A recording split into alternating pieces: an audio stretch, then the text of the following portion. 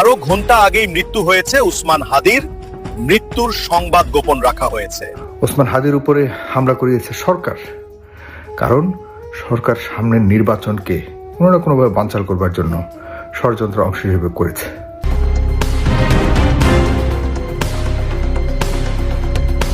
এখন ওনাকে কৃত্রিম শ্বাস প্রশ্বাসের মাধ্যমে ওনাকে আমরা বাঁচিয়ে রাখছি। তবে আশার কথা যেটা, যে সাইন অফ লাইফ যেটা বলে, জীবনের চিহ্ন, এটা নিঃশেষ। আমরা আপনাদের কোনো আশার কথা শোনাতে পাচ্ছি না, তবে উনি এখনো বেঁচে আছেন। ওভারঅল কন্ডিশন খুবই খারাপ, একেবারে ক্রিটিক্যাল বলতে যা বোঝায় তাই।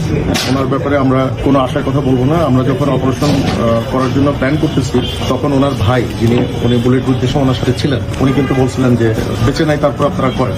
কিন্তু আমরা কিন্তু আশা ছাড়ি নাই। উনি সর্বোচ্চ খারাপ অবস্থাতেই আছেন, কিন্তু উনি এখনো বেঁচে আছেন, আর বাকিটা আল্লাহর ইচ্ছা।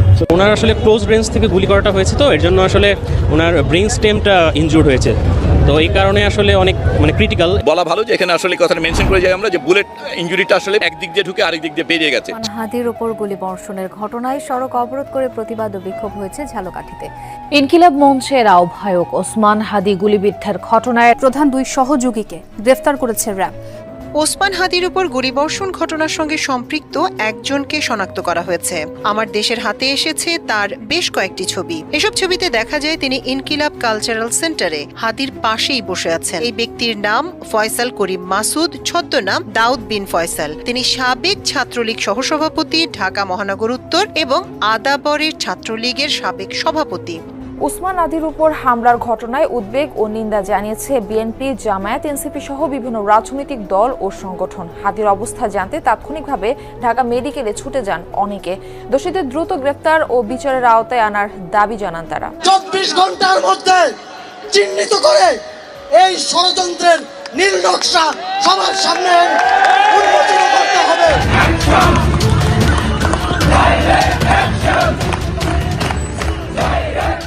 ঘটেছিল ওসমান হাদির সাথে, বন্ধুরা তাকে কত চক্রান্ত করে তাকে মারা হয়েছিল। এখন আপনাদেরকে এমন কিছু চঞ্চল্যকর তথ্য দেখাবো, যেগুলো দেখার পর আপনারা অবাক হয়ে যাবেন যে দেশের মধ্যে কিভাবে রয়ের এজেন্টরা এসেছে এবং কিভাবে ওসমান হাদিকে তাকে একেবারে মৃত্যুর মুখে ঠেলে দেওয়া হলো। চলুন সেই সব তথ্যগুলো আপনাদেরকে দেখিয়ে দেওয়া যাক, যেসব তথ্যগুলো বেরিয়ে এসেছে।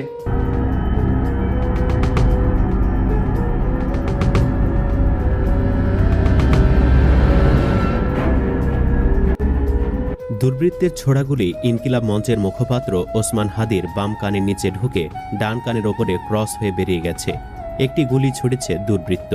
ডিবি কর্মকর্তাদের ধারণা, দুর্বৃত্তরা আগে থেকে তাকে গুলি করার পরিকল্পনা করেছিল। সেই অনুযায়ী সময় ও স্থান বেছে নেওয়া হয়। শুক্রবার ছুটির দিন যানজট থাকে না, সড়ক ফাঁকা থাকে। এই সুযোগ তারা বেছে নিয়েছে। শুটার গ্রুপ তার পিছু নিয়ে অপারেশন সাকসেস করে পালিয়ে গেছে। এখন পর্যন্ত গোয়েন্দারা শুটারদের কোনো অবস্থান শনাক্ত করতে পারেনি। আইনশৃঙ্খলা বাহিনীর একটি সূত্র বলছে, গুলিতে অংশগ্রহণকারীদের মধ্যে অন্তত 1 জন সহ সন্দেহভাজন 5 জন গোয়েন্দার নজরদারিতে রয়েছে। তবে প্রধান ঘাতক 2 জন বর্ডার ক্রস করে ভারতে পালিয়ে গেছে। একটি সূত্র বলছে, ঘাতক ফয়সাল যদি কোনো কারণে ধরা পড়ে যেত, তাকে ছাড়ানোর জন্য রেডি ছিল রেস্কিউ টিম। প্রশ্ন হচ্ছে, কিভাবে, কার সহায়তায় ভারতে পালিয়ে গেল হাদির হামলাকারী ফয়সাল? তাকে উদ্ধারের জন্য কী ধরনের রেস্কিউ টিম ছিল? চলুন বিস্তারিত জেনে নেওয়া যাক। ইনকিলাব মঞ্চের সংগঠক ও জুলাই যোদ্ধা ওসমান হাদির ওপর হামলাকারীরা সীমান্ত পাড়ি দিয়ে ভারতে প্রবেশ করেছে। বিষয়টি নিশ্চিত করেছেন কাতার ভিত্তিক সংবাদ মাধ্যম আল জাজিরা সাংবাদিক জুলকারনাইন শায়ের। তিনি জানান, তাদের বর্তমান অবস্থান আসামের গুয়াহাটি শহরে। শনিবার দিবাগত রাতে নিজের ভেরিফাইড ফেসবুক আইডিতে দেওয়া এক স্ট্যাটাসে এমন তথ্য জানান শায়ের। জুলকারনাইন শায়ের লিখেন, ইনকিলাব মঞ্চের সংগঠক ওসমান হাদিকে শেষ করার উদ্দেশ্যে গুলি করার ঘটনার সাথে জড়িত শুটার সাবেক ছাত্রলীগ নেতা ফয়সাল করিম মাসুদ ওরফে দাউদ খান এবং তার সহযোগী মোটর বাইক চালক আলমগীর হোসেন 12 ডিসেম্বর সীমান্ত পাড়ি দিয়ে ভারতে প্রবেশ করে বলে নিশ্চিত হওয়া গেছে। তাদের বর্তমান অবস্থান আসামের গুয়াহাটি শহরে। তিনি আরও লিখেন, ভারতে তাদের সহায়তা করছেন আওয়ামী লীগ নেতা জাহাঙ্গীর কবির নানকের ব্যক্তিগত সহকারী মোহাম্মদ মাসুদুর রহমান বিপ্লবের তত্ত্বাবধানে এই ঘাতকরা ভারতে অবস্থান করছে। এদিকে মূল শুটার ফয়সাল তার ঘনিষ্ঠ মহলে দাবি করেছে, ব্যবহৃত অস্ত্রটি জ্যাম হয়ে যাওয়ায় সে কেবল একটি গুলি করতে সক্ষম হয়। তার পরিকল্পনা ছিল 4টে গুলি করার। এদিকে আরেকটি সূত্র বলছে, ফয়সাল যখন মিশনে মাঠে নেমেছিল তখন তাদের আশেপাশে ছিল আরও অন্তত 10 মানুষ, যাদের কাজ ছিল যদি কোনোভাবে ফয়সাল ধরা পড়ে যায় তবে তাকে উদ্ধার করবে এই 10 জন। ওই 10 জনের কাছে ছিল ককটেল, যাতে সে ককটেল বিস্ফোরণ করে সবাইকে ছত্রভঙ্গ করে দেওয়া যায়। ধারণা করা হচ্ছে এই কাজটি দেশে থেকে সমন্বয় করেছে একটি রাজনৈতিক দলের নেতারা। এদিকে জানা গেছে গুলির ঘটনায় মাঠ পর্যায়ে তথ্য সংগ্রহ করেছে পুলিশ, ডিবি ও র্যাব। কেন, কারা এবং কি উদ্দেশ্যে তার উপর গুলি করেছে তা খতিয়ে দেখা হচ্ছে। পাশাপাশি হাদির গুলির ঘটনার বিষয়টি উদ্ঘাটনের স্বার্থে একাধিক ব্যক্তিকে জিজ্ঞাসাবাদ করা হচ্ছে। এ ঘটনায় শনিবার রাত পর্যন্ত পল্টন থানায় মামলা হয়নি, তবে মামলার বিষয়টি প্রক্রিয়াধীন রয়েছে বলে জানিয়েছে পুলিশ। হাদিকে গুলির পর কেউ যাতে প্রতিরোধ করতে না পারে তার রিকশার আগে ও পিছে দুর্বৃত্তদের কোনো গাড়ি ছিল কিনা তা খতিয়ে দেখছে পুলিশ। এছাড়াও সিসি ক্যামেরার আশেপাশের লোকজনের গতিবিধিও পর্যবেক্ষণের জন্য রাখা হয়েছে। ঘটনাস্থলের সিসিটিভি ফুটেজ, ঘটনাস্থলের ফুটেজ এবং প্রাপ্ত অন্যান্য তথ্য ও উপাত্ত বিশ্লেষণ করা হচ্ছে। ফুটেজে মোটরসাইকেলের পেছনে বসে গুলি করতে দেখা যাওয়া ব্যক্তির চেহারার সঙ্গে ফয়সাল করিম মাসুদ ওরফে দাউদ খানের চেহারা মিল রয়েছে। পুলিশ তাকেই এই হামলার মূল সন্দেহভাজন বলে মনে করছে। এর আগেও ফয়সাল করিমের বিরুদ্ধে গুরুতর অপরাধের অভিযোগ রয়েছে। গত বছরের নভেম্বর মাসে রাজধানীর মোহাম্মদপুরের আদাবর এলাকায় একটি অফিসে ঢুকে অস্ত্রের মুখে 17 লাখ টাকা লুট ও ডাকাতির ঘটনায় তিনি র্যাবের হাতে গ্রেফতার হয়েছিলেন। ওই সময় একাধিক মূলধারার সংবাদ মাধ্যমে তার ছবিসহ খবর প্রকাশিত হয় এবং তিনি মামলার প্রধান আসামি ছিলেন। পরে তিনি জামিনে কারাগার থেকে ছাড়া পান। শুটার ফয়সাল সহ মোটরসাইকেলে আরও একজনকে ধরতে অভিযান চালাচ্ছে পুলিশ। ডিবি জানিয়েছে ঘটনাস্থলের সিসিটিভি ফুটেজ বিশ্লেষণ করে ছবির ব্যক্তিকে প্রাথমিকভাবে শনাক্ত করা গেছে এবং পুলিশ তাকে হন্যে হয়ে খুঁজছে। তাকে ধরিয়ে দেওয়ার জন্য পুলিশ জনগণের প্রতি বিনীত অনুরোধ করেছে। এ বিষয়ে ঢাকা মহানগর গোয়েন্দা পুলিশের অতিরিক্ত কমিশনার শফিকুল ইসলাম গতকাল শনিবার বিকালে জানান, হাদিকে কারা গুলি করেছে তাদের চিহ্নিত করার জন্য আমরা কাজ করছি। এখনো পর্যন্ত কেউ গ্রেফতার হয়নি। র্যাবের আইন ও গণমাধ্যম বিভাগের পরিচালক wing commander MZM Intekhab Chowdhury জানান, আমরা ছায়া তদন্ত করছি, আমাদের টিম মাঠে কাজ করছে। এদিকে স্বরাষ্ট্র উপদেষ্টা লেফটেন্যান্ট জেনারেল অবসরপ্রাপ্ত জাহাঙ্গীর আলম চৌধুরী ইনকিলাব মঞ্চের মুখপাত্র ওসমান হাদির হত্যা চেষ্টায় জড়িতকে ধরিয়ে দিতে পারলে 50 লাখ টাকা পুরস্কার দেওয়া হবে বলে ঘোষণা দিয়েছেন। গতকাল শনিবার সচিবালয়ে মন্ত্রণালয় সভাকক্ষে আইন শৃঙ্খলা সংক্রান্ত কোর কমিটির বৈঠক শেষে সাংবাদিকদের তিনি এসব তথ্য জানান। তিনি বলেন, হাদিকে হত্যা চেষ্টায় জড়িতদের ধরিয়ে দিতে পারলে 50 লাখ টাকা পুরস্কার ঘোষণা করেছে সরকার। প্রার্থীদের নিরাপত্তায় ব্যবস্থা নেওয়া হচ্ছে। হাদির ওপর হামলাকারীদের বিষয়ে Dhaka metropolitan police commissioner Sheikh Sajjad Ali বলেন, আমরা প্রাইম টার্গেটকে খুঁজছি, এখনো 24 ঘন্টা পার হয়নি। হোপফুলি এটা আমরা ডিটেক্ট করতে পারবো। কতজন এই চক্রের সঙ্গে আছে জানতে চাইলে তিনি বলেন, এখনই কিছু বলা যাচ্ছে না, আমরা টার্গেটকে খুঁজছি। আসামির নাম জানতে চাইলে তিনি বলেন, নাম এখনই বলা যাচ্ছে না, আমরা তাকে খুঁজছি, জনগণের সহযোগিতা চেয়েছি। এছাড়াও ওসমান হাদিকে গুলির ঘটনায় সন্দেহভাজন একজনের ছবি প্রকাশ করেছে ঢাকা মহানগর পুলিশ। ঘটনাস্থলের সিসিটিভি ফুটেজ বিশ্লেষণ করে তাকে প্রাথমিকভাবে শনাক্ত করা গেছে বলে জানিয়েছে ডিএমপি। গতকাল শনিবার সকালে এক সংবাদ বিজ্ঞপ্তিতে বলা হয়, ওই ব্যক্তির সম্পর্কে কোনো তথ্য থাকলে বা তার সন্ধান পেলে দ্রুত নিম্নলিখিত মোবাইল নম্বর অথবা 999-এর মাধ্যমে পুলিশকে জানানোর জন্য অনুরোধ করা হলো। সন্ধানদাতার পরিচয় গোপন রাখা হবে এবং উপযুক্ত পুরস্কার দেওয়া হবে। পুলিশের মতিঝিল ডিসির 01-3200-400-80 এবং ওসি পল্টনের 01-3200-40-132 এই নম্বরে তথ্য জানানোর জন্য বলা হয়েছে। পুলিশের প্রাথমিক তথ্য অনুযায়ী সন্দেহভাজন ওই যুবকের নাম ফয়সাল করিম মাসুদ, ডাকনাম রাহুল। তার বাড়ি পটুয়াখালীর বাউফল উপজেলায়। ফয়সাল করিম মাসুদের স্থায়ী ঠিকানা বাউফল উপজেলার কেশবপুর ইউনিয়নের 2 নম্বর ওয়ার্ডে কেশবপুর কলেজ সংলগ্ন এলাকায়। তার পিতার নাম হুমায়ুন কবির। বর্তমানে তিনি ঢাকার আদাবর থানাধীন পিসি কালচার হাউজিং সোসাইটির 41 নম্বর বাসা 9 নম্বর রোডে বসবাস করতেন। জানা গেছে তিনি আদাবর থানার ছাত্রলীগের সভাপতি। আদাবর থানায় তার বিরুদ্ধে একটি মামলা রয়েছে। সন্দেহভাজন যুবকের বাড়ি পটুয়াখালী। ফয়সাল করিম মাসুদের বাড়ির ঠিকানা বাউফল এলাকায় জানাজানি হওয়ার পর সেখানে মানুষের মধ্যে অসন্তোষের সৃষ্টি হয়েছে। বাউফল উপজেলা সদর থেকে প্রায় 12 কিলোমিটার দূরে। তার বাবার নাম মোহাম্মদ হুমায়ুন কবির ওরফে আব্দুল মালিক মুন্সি। গতকাল শনিবার সরেজমিনে স্থানীয় বাসিন্দা ও বাড়ির লোকজনের সঙ্গে কথা বলে জানা গেছে ফয়সাল করিম মাসুদের জন্ম ঢাকায়। স্থানীয় বাসিন্দা ও স্বজনদের ভাষ্যমতে ফয়সাল করিম কোনোদিন গ্রামের বাড়িতে আসেননি। ফয়সালের বাবা তার পৈতৃক সূত্রে পাওয়া জমি বিক্রি করে প্রায় ৩৫ বছর আগে ঢাকায় চলে যান। তার বাবা ও মা মারা যাওয়ার পরেও এলাকায় আসেননি। ওসমান হাদিকে গুলি করার পর সীমান্ত এলাকায় অহেতুক নিরাপত্তা জোরদার করেছে বর্ডার গার্ড বাংলাদেশ। এই ঘটনায় জড়িত পলাতক আসামিরা যেন বাংলাদেশ থেকে ভারতে পালিয়ে যেতে না পারে সে লক্ষ্যেই বেনাপোল সীমান্তে ব্যাপক নজরদারি ও তল্লাশি কার্যক্রম চালানো হচ্ছে। সূত্র বলছে, বেনাপোল আইসিপি আমড়াখালী, সাদিপুর, রঘুনাথপুর, ঘিবা, শিকারপুর, শালকোনা, কাশীপুর, মাসিলা, আন্দুলিয়া ও ৫ পীরতলা এলাকাসহ সীমান্ত সংলগ্ন বিভিন্ন স্থানে অতিরিক্ত বিজিবি সদস্য মোতায়েন করা হয়। সেটা অনুযায়ী তখন ওনার জিসিএস স্কোর ছিল ৩।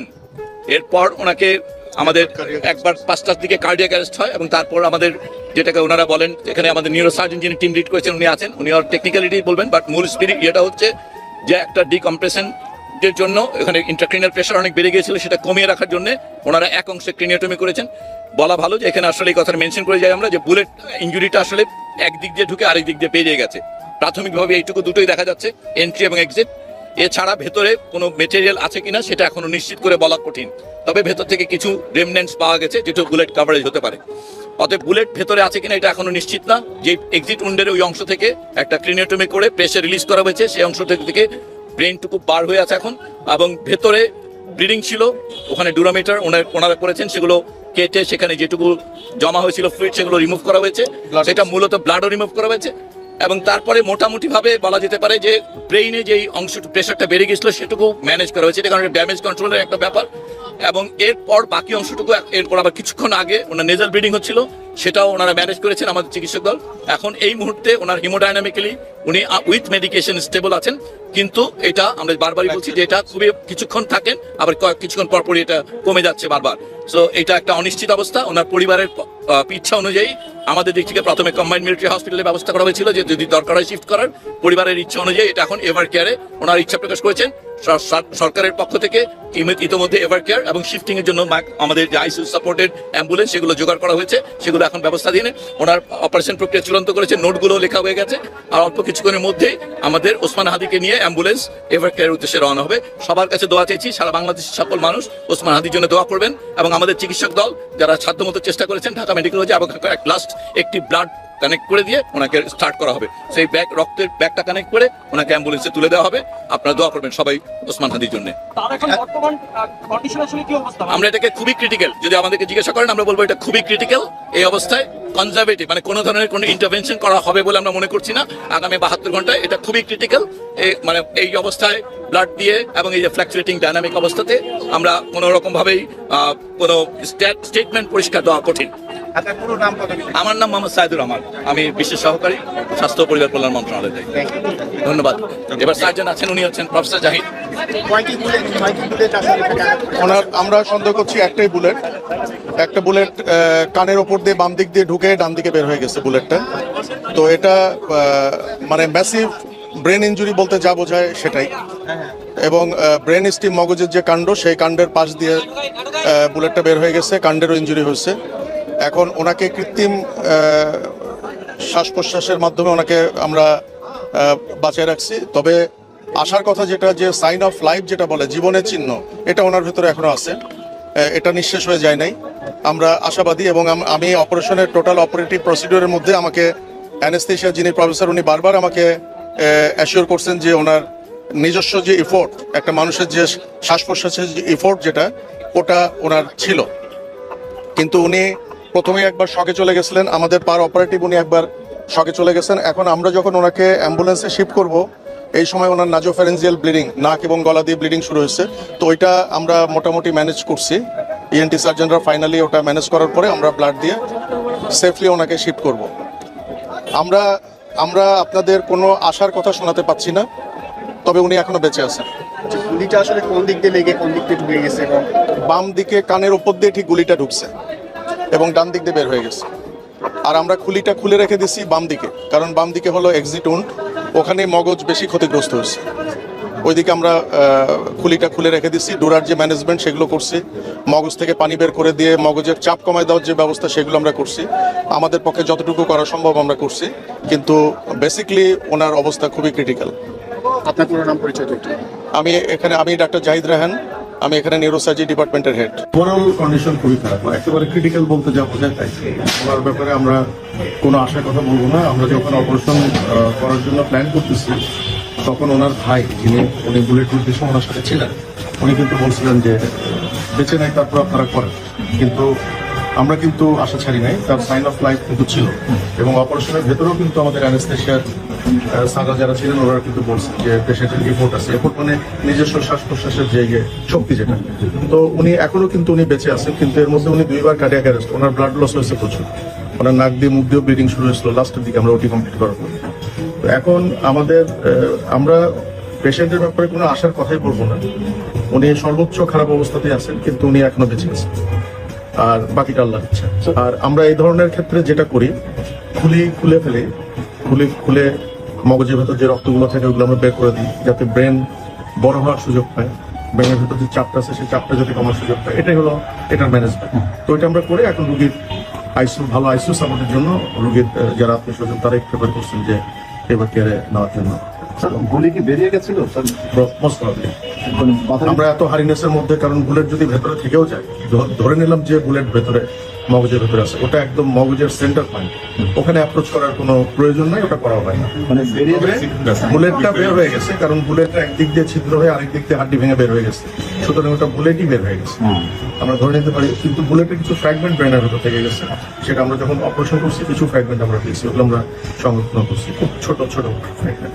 স্যার, একটা কথা বলা হচ্ছে যে অবস্থায় তিনি আছেন, যদি বেঁচেও যান, বেঁচে যাক আমরা এটাই চাই, স্বাভাবিক হওয়ার সম্ভাবনা কম, কিংবা আপনার কাছে কি মনে হয় এই ধরনের ক্রিটিক্যাল কন্ডিশনে আসলে? এটা এই ধরনের পেশেন্টদের ক্ষেত্রে আমাদের একটা প্রেডিকশন আছে, কিন্তু এই প্রেডিকশন আমরা কখনোই ডিসক্লোজ করি না। আপনি এটা আমার কাছে জানতে চান না, রোগীর অবস্থা খারাপ। Thank you. ওনার আসলে ক্লোজ রেঞ্জ থেকে গুলি করাটা হয়েছে, তো এর জন্য আসলে ওনার ব্রেন স্টেমটা ইনজুর্ড হয়েছে। তো এই কারণে আসলে অনেক ক্রিটিক্যাল এই এখন যে অবস্থায় আছে উনি হেমোডাইনামিক্যালি স্টেবল আছেন। আমাদের নিউরোসার্জন, তারপরে ইএনটি হেড, তারপরে ডিএমসির বিভিন্ন ডিপার্টমেন্টের স্যার যারাই ছিলেন সর্বোচ্চ চেষ্টা করেছেন সবাই। এখন আল্লাহ ভরসা, দেশবাসী সবাই দোয়া করবেন। এখন এভার কেয়ারের আইসিইউতে থাকবেন, সবার কাছে আমরা দোয়া চাই। এখন টেম্পোরাল বোন এদিক দিয়ে গেছে গুলিটা, যতদূর শুনতে পেয়েছি আমি, আসলে এদিক দিকে বের হয়েছে, আর একটু আপনার বোনের পার্টও ভিতরে আছে একটু। তো ওইটা আসলে সার্জনরা বোনসের যে পার্ট, হাড়ের যে পার্ট, ওইটা একটু ভিতরে আছে। তো ওইটা সার্জনরা আরো ভালো বলতে পারবেন। ব্রেন ডেথ হয়েছে এতটুকু আমরা শুনেছি। আর যে গ্লাসগো কোমা স্কোর যেটা আমরা বলি, ওটা 3-তে আছে। তো এটা আসলে খুবই ক্রিটিক্যাল। আল্লাহ ভরসা, আইসিইউতে থাকতে হবে এখন, আসলে খুবই ক্রিটিক্যাল। এটা এখন সবাই চেষ্টা করবে, যতটুকু অপারেশন তার হয়েছে এখানে। এই ভিডিওটির মাধ্যমে আপনারা জানতে পেরে গেছেন যে কত বড় চক্রান্ত করে ওসমান হাদিকে মারা হয়েছে। শুধু তাই নয়, তিনি একদিন আগে তিনি বলেছিলেন যে আমি সব চাঁদাবাজদের নাম ঘোষণা করে দেবো, আর এটাই কারো সহ হলো না, তাকে এমনভাবে মেরে দিল। বন্ধুরা, এখন সবার মুখে একটাই প্রশ্ন, তিনি কি বাঁচবেন না বাঁচবে না? তো অবশ্যই কমেন্টে তার জন্য দোয়া করতে ভুলবেন না। জানি না মহান আল্লাহ তাআলা ইনশাআল্লাহ তাকে সুস্থ দান করবেন।